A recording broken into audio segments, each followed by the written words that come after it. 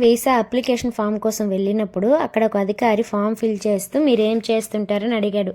దానికి ఆమె నేను తల్లినే సమాధానం ఇచ్చింది.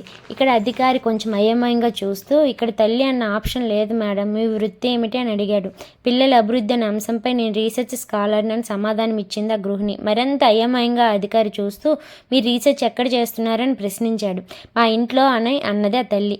అధికారి మరింత అయోమయంతో చూశాడు. ఈ రీసెర్చ్ నాకు చాలా సంవత్సరాల నుంచి చేస్తున్నాను. రోజుకి 14 నుంచి 15 గంటలు పూర్తి చేసినా పూర్తవదు. దీనికి నాకు మార్గదర్శకులు నా భర్త, సీనియర్ రీసెర్చ్ అండ్ స్కాలర్స్ మా అమ్మ, మా తాతమ్మ, అమ్మమ్మ, నాన్నమ్మ వీళ్ళందరూ నా యూనివర్సిటీ డైరెక్టర్లు. మా అత్తగారు అప్పుడప్పుడు నా పేపర్స్ దిద్దుతూ ఉంటుంది. ఇప్పటికే నాకు 2 డిగ్రీలు వచ్చాయి, ఒక అబ్బాయి ఒక అమ్మాయి అంటూ ముగించింది. ఆమె మాటలు విన్న అధికారి ఆమెతో పాటు గుమ్మం వరకు వచ్చి కరచలనం చేసి సాగనంపుతూ, తల్లికి ఇంతకన్నా గొప్ప నిర్వచనం నా జీవితంలో నేను ఎప్పుడు వినలేదు మేడం అంటూ థ్యాంక్స్ అని చెప్పాడు.